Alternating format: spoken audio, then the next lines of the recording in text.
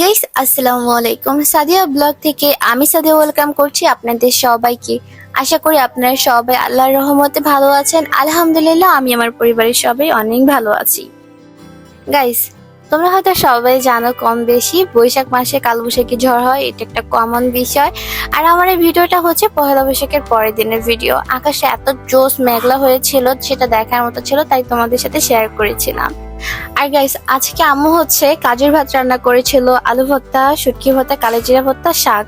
আর কাজুর ভাত তোমাদের কার কার পছন্দ প্লিজ একটা হাই বলে যাবে তারা।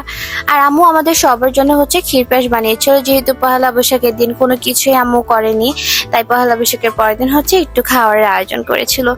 আকাশটা যেহেতু অনেক বেশি মেঘলা ছিল, তাই আমি ভাবলাম যে আম্মুর মিনি খামারে ছোট্ট বেবিগুলো কি ভয় পাচ্ছে, তাদেরকে দেখার জন্য আমি একটু চলে গিয়েছিলাম তাদের কাছে। বাট যে দেখি যে না, তারা আমাকে দেখেই ভয় পায়, বাট আকাশে মেঘ দেখি তারা কোনো ভয় পাচ্ছে না। ছোটবেলায় হচ্ছে পহেলা বৈশাখের সময় সব সময় আম্মু আমাদের কিছু না কিছু কিনে দিত, গিফট করতো নানা ধরনের নানান কিছু। বাট এখন বড় হয়ে গেছি, তাই আম্মু আর আগের মতন কোনো কিছু গিফট করে না। তো এবার বলেছে যে আম্মু আমাকে কিছু একটা গিফট করবে, বাট আমি নিজেও জানি না কি গিফট করবে।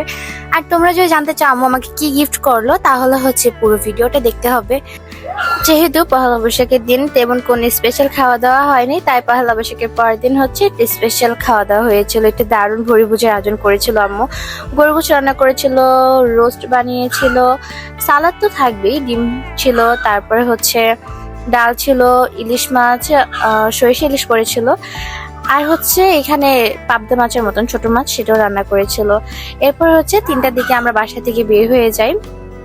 এরপর সুন্দর পরিবেশ দেখতে দেখতেই আমরা হচ্ছে আমাদের কাছে যে একটা শপিং মল ছিল সেখানে চলে যাই। মার্কেটের সামনে আসার পরে সবসময় খেয়াল করি যে এখানে প্রচুর পরিমাণে জ্যাম থাকে। সো গাইস, আজকে তোমাদের সাথে একটু সেটা শেয়ার করব যে কি পরিমাণে জ্যাম জট পোহাতে হয়। এটা সব এলাকাতে মানে সব দেশেই হয়, আমাদের বাংলাদেশে একটু বেশি হয় আই হোপ। এরপর হচ্ছে মার্কেটে চলে আসি, আর এখান থেকে হচ্ছে আম্মু আমাদের গিফটটা কিনে নিয়েছিল, আর সেটা দেখে বুঝতে পারছো কি কিনেছি। সো কেনাকাটা শেষ করে হচ্ছে বাসার দিকে রওনা করে দিয়ে, আর এদিকে হচ্ছে মাঠে কিছু ছেলে পেলে খেলাধুলা করতেছিল, সো সেটাও তোমাদের সাথে শেয়ার করে নিলাম। গাইস, আমাদের জেনারেশনের অনেকে হয়তো এই ফলটা চিনে না। এটা হচ্ছে রয়্যাল ফল, আর এটা কিন্তু খুবই টেস্টি, একটু টক টক হয়ে থাকে, বাট খুব টেস্টি একটা ফল। এরপর বাসায় আসার পরে তোমাদের নতুন একটা ফ্রেন্ডের সাথে সাক্ষাৎ করে দিই, হচ্ছে মিনি। আর এই কিন্তু আমাদের বাড়িতে প্রায় সময় থেকে যায়।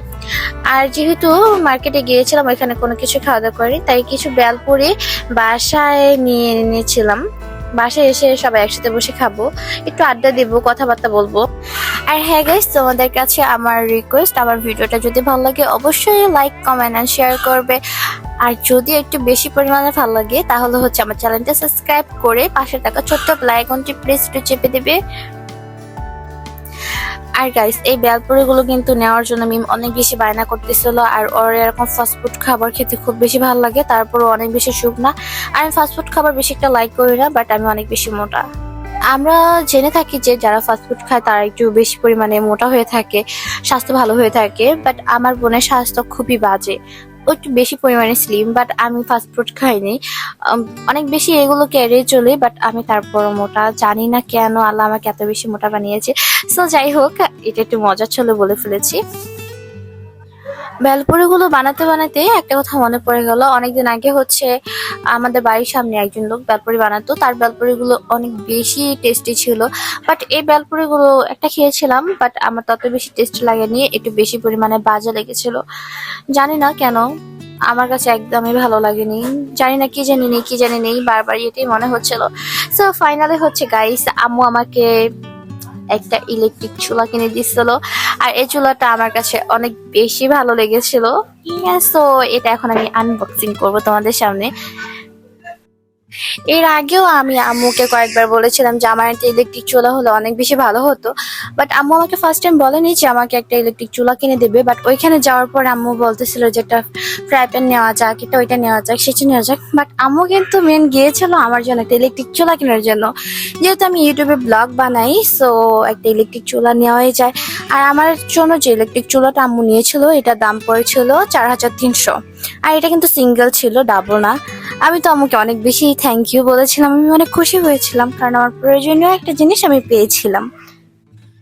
ছোটবেলা আমুর থেকে যখন কিছু পেতাম অনেক বেশি খুশি হতাম, হঠাৎ করে যখন কিছু পেতাম ভালো লাগতো ব্যাপারটা। সেই ফিলিংসটা এখনো কাজ করে ভিতরে, বাট এখন তো অনেক বেশি বড় হয়ে গিয়েছি। এটা খুলতে আমার একটু বেশি সময় লেগেছিল, আমি পারতেছিলাম না খুলতে।